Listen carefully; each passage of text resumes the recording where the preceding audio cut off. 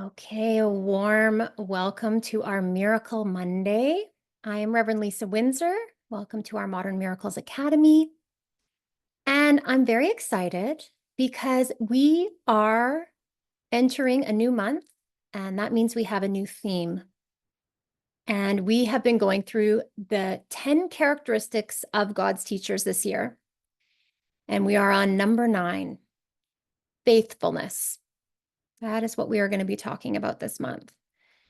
And I just love these characteristics. I am inviting you to embrace every single one of them and to take the time each month to immerse, to open, to learn, to study these characteristics. We all develop these characteristics on our journey to being ministers of God, teachers of love, and miracle workers. They are in us. These characteristics are in us, and they are revealed through our willingness to learn forgiveness and to clear the blocks to love's presence. So yes, faithfulness, beautiful. And I am continuing every week to send you an email. Yes, usually there is a link to our class, our Miracle Monday class, but there's also heart work. I want you in your spiritual classroom around these topics. There's little videos in there that are short but pointed, giving you tools and ideas on how to integrate these characteristics in your life. So open those emails, watch the heart work, apply it through your week. This is Modern Miracles Academy. We're a school for A Course in Miracles. We're learning together. We're in the classroom. Yes, yes, yes. So, yeah, okay. So this is such an interesting, this is an interesting topic, faithfulness. And I love it how it's called faithfulness and not faith. I just want to say that. I'm like, no, this is interesting. Faithfulness, that's the word he's chosen. Okay. So I want to talk about how we all have faith. We all have faith. Everyone has faith. We either have faith in the ego or we have faith in the Holy Spirit or in God. That's how A Course in Miracles is completely set up, right? It teaches us there are two thought systems in the mind. And you're either aligned with one of the thought systems or the other. So that means we are either putting our faith in the ego or we're placing our faith in the Holy Spirit. There's never a moment where we don't have faith. It just, what really matters is where our faith is directed. And this is whether people know they have faith or they don't know they have faith. Faith is present. It's just what we are faithful in, like what we are faithful to, what we are faithful for. So what's interesting is that in the contrast, A Course in Miracles calls faith in the ego faithlessness, and it calls faith in God faithfulness.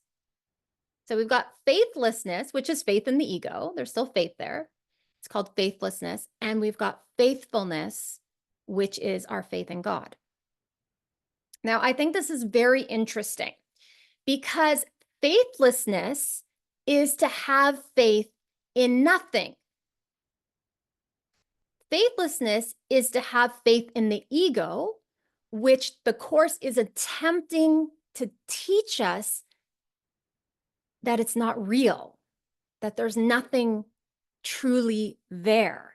And so when you place your faith in the ego, it's faithlessness. There's nothing true there. Okay, but this is the crazy part. To us, in our experience, the only thing that looks real is this world and all the things that we can seemingly touch and taste and smell and the experiences that we have. So we're placing our faith in the world. We're placing our faith in the body. We're placing our faith in what we can in what seems tangible to us and what seems real to us. And A Course in Miracles says none of that is real. All of that is illusion, and your faith is misplaced. The crazy thing about that is that this is the depth of the convincing job the Holy Spirit has to teach us the real from the unreal. So to us, we're putting our faith in what seems real, and to the Course, it's teaching us there's nothing there. There's nothing there worth investing in. There's nothing there worth putting your faith in. Then we go over here to faithfulness. Okay, now we're over at faithfulness. This is where A Course in Miracles teaches us. This is where you place your faith. You place your faith in God. You place your faith in love. You place your faith in the Holy Spirit and Jesus and their certainty. But we can't see them. They don't seem to take form. So we are having to trust that our faith is being placed now in the unseen, what is unseen, what is spiritual, what seems elusive to us. And that is faithfulness. In fact, the Course is saying it's so full and abundant there. It's so incredibly full and abundant there. And I'm like, whoa, this is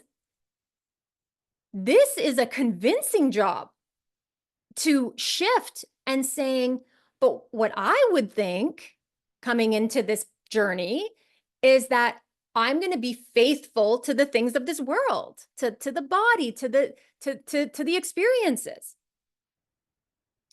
So the spiritual journey is really a journey to developing faith in God, right? That's the development of trust. We're just not going to believe it. We're just not going to believe it. This is why A Course in Miracles is an experience. And to me, in my experience, the only way I have built faithfulness and trust in God is to actually interact with the unseen. I've talked about this before. I started off reading the Course, having this sense of intuitive resonance, like what this is saying is true. I don't know how or why, but I felt the truth of it. Okay, again, not hard to explain, but I felt the truth of it. And it talked about the Holy Spirit. It talked about this inner teacher. And so I had to start to talk to him. Holy Spirit, are you there?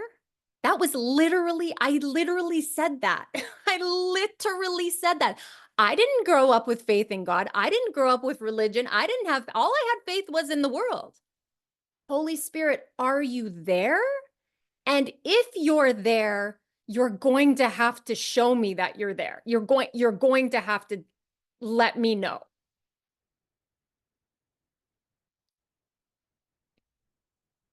Now, here I am, more than 20 years later, and almost every single day of my life, since close to the beginning, I speak about this Course and the experiences I've had because he answered. He answered in a way that I could understand.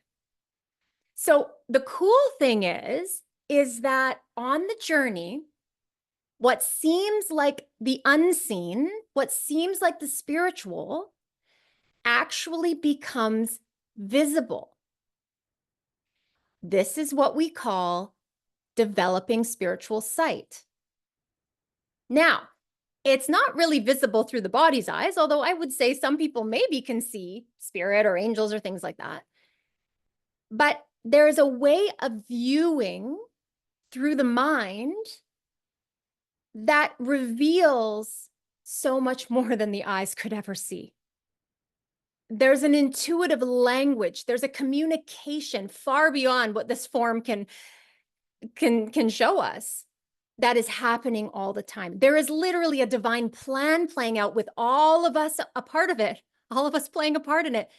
that is being orchestrated through each of us. That when we start to open our minds and hearts to seeing the orchestration, the divine timing, the plan, it will blow our minds out of limitation into like crazy expansiveness, like beyond what we, it's like, whoa, like we just have to let it go because we're just like, whoa, like this is like, you can't even grasp it. You can't grasp it on your own, but you're just like, so faithfulness is a journey and it's awesome. If you're willing to show up for it and open up your heart and your mind to it. And I would say to you, don't listen to anybody. Don't say, because all those people have had those experiences, I'll believe that too. Forget it. Ask for your own experiences. Ask the Holy Spirit to show you. It's the only way this is ever going to work. Direct connection. Direct connection. It was so hilarious. I used to have this mentor, and I would just listen to him for hours and hours and hours, talk about A Course in Miracles. And then one day, the Holy Spirit said, turn it off. Just turn it off. Stop listening to that. And I was like, oh, what do you mean? And the Holy Spirit said, you're never going to know that I'm in your mind if you're always seeing me elsewhere. Right? If you're always seeing me in other people, speaking that truth, sharing that love, but you don't recognize I'm in you, what's the point? What is the point? No one's allowed to stay at Modern Miracles for too long. You know, you're gonna have to fly. You're gonna have to come. You're gonna do your curriculums. You're gonna do your programs and courses, but only to then take it with you. Right? That's only to take it with you. It's in you. Faithfulness shows us that. Now, when we're invested in the ego and the faithlessness, we are literally wasting time, investing our energy, investing the power of our mind in that what will never satisfy us. It will never bring us peace. Never. You can try, and we do try, and it's okay to try. It's okay to try this path and this one and this one and this one and this one and this solution and this one and this one. And you can try. You can try. There's not even judgment. We have to try. Some things we believe, we think the world offers me things. There are things for me. There's things I want, need, desire. You can try, and we do. We all come here and play in the playground of the world. We all try. But eventually, the disillusionment, the disappointment, the despair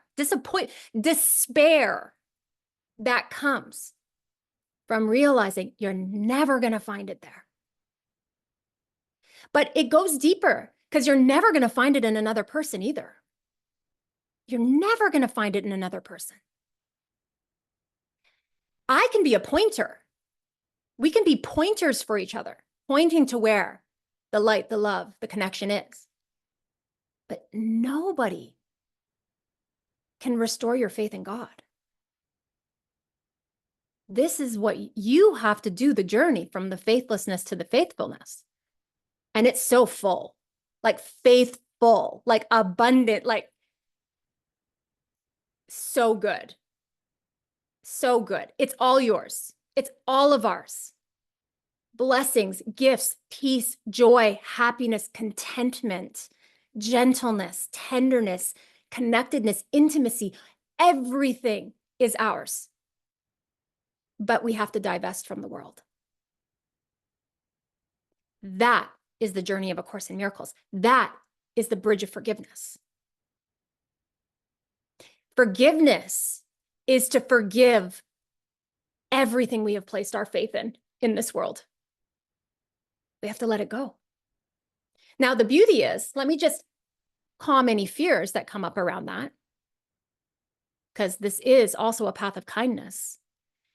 The Holy Spirit will receive whatever you will give him happily, joyfully. He will receive whatever you will give him, and he will repurpose it to help you wake up. He will give it new purpose to help you and support you. So when we give something up and we let it go, we go, oh my gosh, we're going to lose. We are sacrificing this. No, we are changing the purpose, right? We are changing the purpose. Whether that's a relationship, it's like, I don't want to give up this relationship. I'm really attached to this relationship. This relationship, I can't let it go. Okay. But what if you let it go so that it can change its purpose and now be working for you to help you restore your faith in God? This job, I can't let it go. Everything's telling you to let it go. I can't let it go. What if the process of letting go of that job, what if the process of letting that go, listening to your heart, listening to that inner voice, letting it go, is actually the path that leads you home to peace of mind, that leads you to strengthen so deeply your connection with God and give you trust and faith in a life that you never had that trust and faith in before?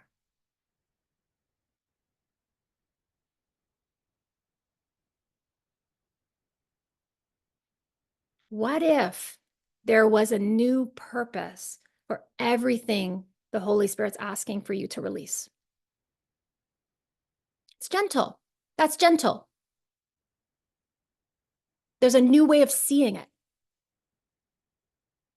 It's the same with a disease. If I'm sick, I have a disease.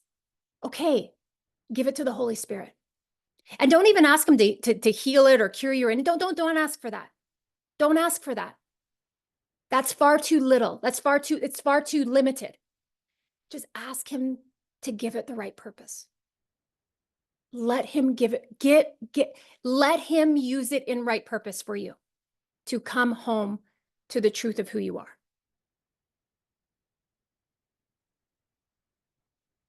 Let everything we've invested poorly in, put our faith in, that is nothing, that is illusion, that is worthless, become worthy through our willingness to forgive it and release it and give it. And then now it serves the purpose of the universe. It serves the purpose, the whole purpose.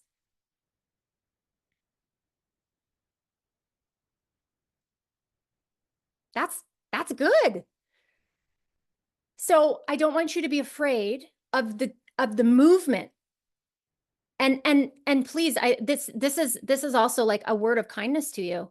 We're all invested in the world. We have all placed our faith in what is faulty, all of us. So this is a call for kindness and compassion, tenderness and gentleness even. Don't start tearing your life apart and tearing things up from your life. No, actually, what you're asked to give up will come step by step. And you'll be warned. You'll be not even warned, prepared. You'll be prepared by the Holy Spirit. It's time to let that go. It's time to release it. Will you be willing? Will you know that that is the journey towards faithfulness? And I know. He's asking, it's a tall order. He's saying everything that looks real, everything that you've maybe built, all your possessions, your body, all these things that you've been trying to hold on to and grip onto. He's like, that's not the direction we're going. And that's good news too, because we all know that we're going to all lay these bodies aside. So we might as well start now and starting to loosen our grip. So that's not the way to go. Don't go in the direction that's going to lead to death and despair. It's just not it. It's just not true. It's not real. There's nothing there. Will you turn towards the light in your mind? The light that is shining in your mind. It cannot be snuffed out. It literally cannot. If you cannot find the light in your mind, just hold steady and look for it. There will be a little spark. You will find it. And when you find that spark, it will just expand and expand and expand and expand. You cannot lose the light that is within you. That is who you are. That's God. God is within you. But what's happened is that we've looked outside and we've taken the faith that we have and we've externalized it, placing our faith in all these things. He's like kind of like putting our faith in the darkness, all the things outside of ourselves, when it's just a simple shift to extend the faith within, bringing every problem, every situation to the light within, having faith that that is where all things are resolved. That's where they're resolved. There's no solution out there. It may seem like there is a temporary solution. It may seem that way, but nothing is being healed. It will just be a Band-Aid. It will just be a quick cover over something that is not healed. I have a quote, some kind of quote about that. Let me just see. Okay, let's just go over this a little.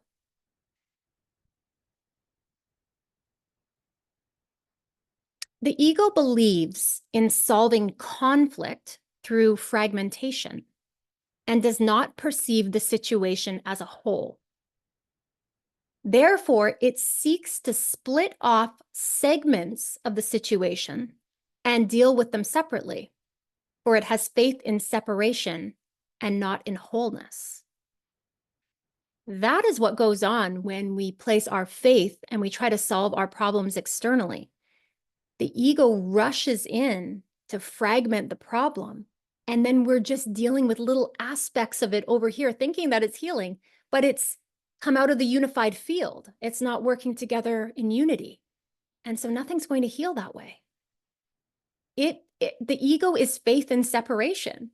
It's an attempt to heal in separation. It's going to fragment everything. And then you think, and you take this little aspect of the true problem, of the issue, and you're working with it and you're completely blind to what's really all going on. You can't heal from that perspective, right? It's just, it doesn't work. And the Holy Spirit tells us, unless you give it back, all the fragments, all the issues and the problems, it is inevitable that your perspective on reality will be warped and uncorrected.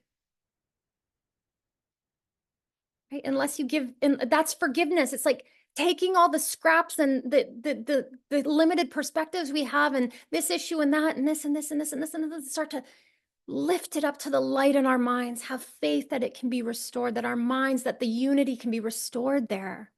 It's like taking fragmentation, taking the separation and letting it come to wholeness in the mind. That's where it all heals. It all has to be brought back together as one.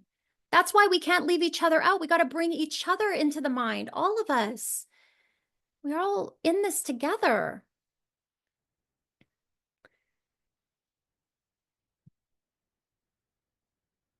Jesus says, use not your faithlessness. Use not your faithlessness.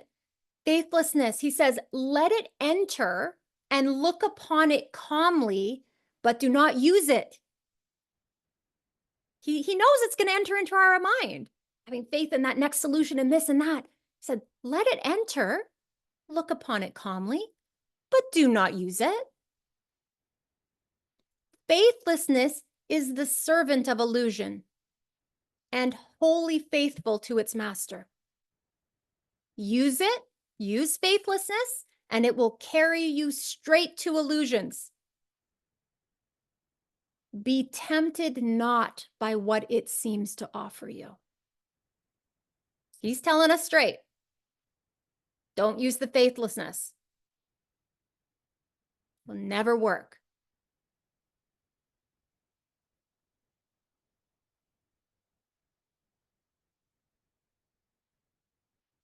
He says here, you have so little faith in yourself because you are unwilling to accept the fact that perfect love is in you. And so you seek without, externally, you seek without for what you cannot find with, you seek without for what you cannot find without. You seek externally for what you cannot find externally. You can't find it.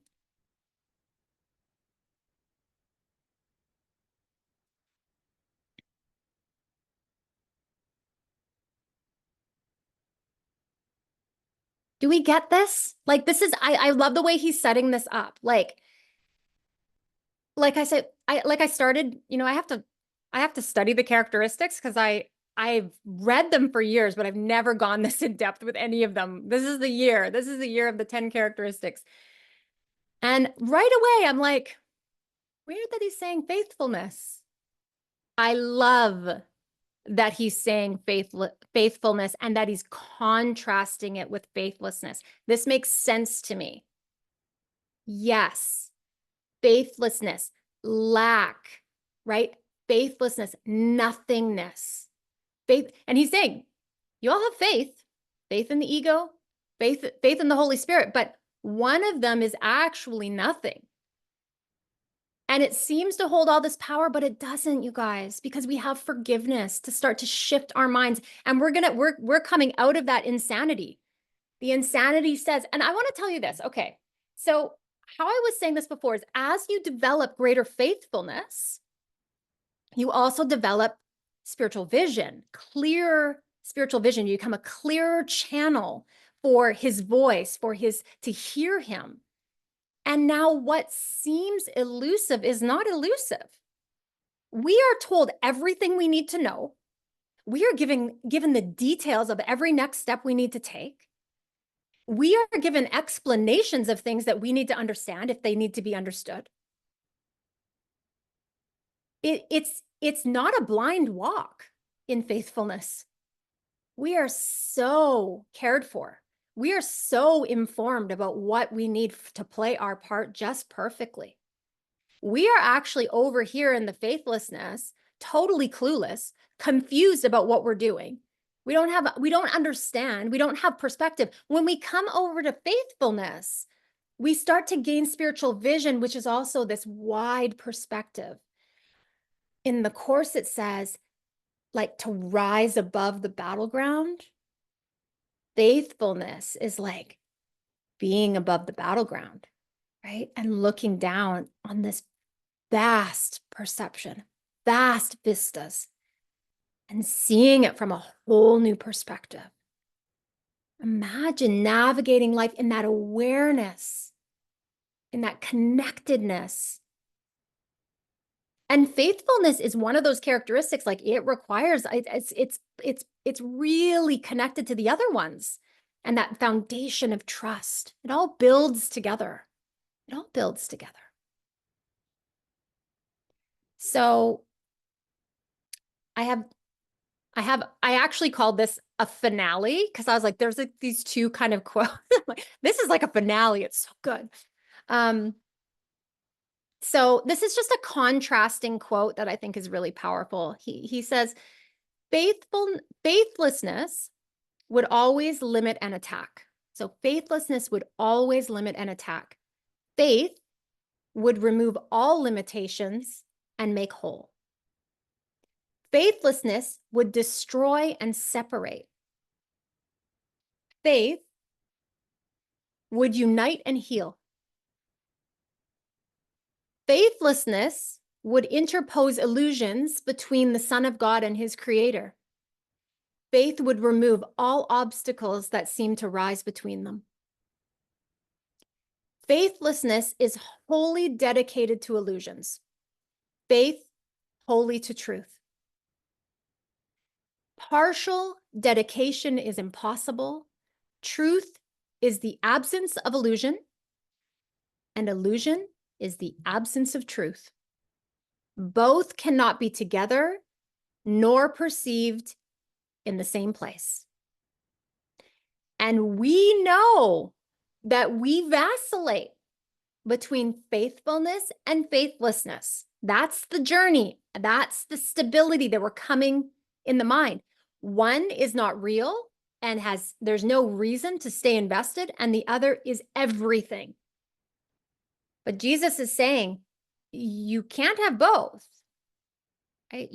This is the problem with the split mind. There's an attempt to split. We are getting very, very clear of our choice. We're making a clear choice for what is real and what is true. We're choosing God. And Jesus, he is explaining to us very clearly The faithlessness, do not look there, do not go there, do not invest there. There's nothing there for you. So here's another, actually, I want to just go over this too. So in one of my very favorite lessons in A Course in Miracles is lesson 50. I am sustained by the love of God. Okay. So Jesus is kind of talking about the faithlessness and that investment in things in the world. So he says your faith is placed in the most trivial and insane symbols: pills, money, protective clothing, influence, prestige, being liked, knowing the right people, and an endless list of forms of nothingness that you endow with magical powers. That's a good way to say it. Like, we make the world, we make it magical powers to all these things in the world. He says, all these things are the replacements for the love of God. All these things are cherished to ensure a body identity, right? Keeps us fixated on the world and on the body. They are songs of praise to the ego. Do not put your faith in the worthless. It will not sustain you. It will not sustain you. Do not put your faith in the worthless. It will not sustain you. Okay, so here's the finale. This is the second part of lesson 50. He says, only the love of God will protect you in all circumstances. It will lift you out of every trial and raise you high above all the perceived dangers of this world into a climate of perfect peace and safety. It will transport you into a state of mind that nothing can threaten, nothing can disturb, and where nothing can intrude upon the eternal calm of the Son of God. Put not your faith in illusions. They will fail you. Put all your faith in the love of God within you, eternal, changeless, and forever unfailing. This is the answer to whatever confronts you today. Through the love of God within you, you can resolve all seeming difficulties without effort and ensure confidence. Tell yourself this often today. It is a declaration of release from the belief in idols. It is the acknowledgement of the truth about you. That is lesson 50. I am sustained by the love of God. Do not put your faith in illusions. They will fail you. Put your faith in the love of God, for that is the only thing that will protect you and keep you safe. Okay, so we're going to go into some questions and answers if you're on the live call. I just want to say thank you to everyone that is listening. If you are interested in these teachings, if you want to learn more about A Course in Miracles, please visit our website, www.modernmiracles.com. Thank you for being here and your presence.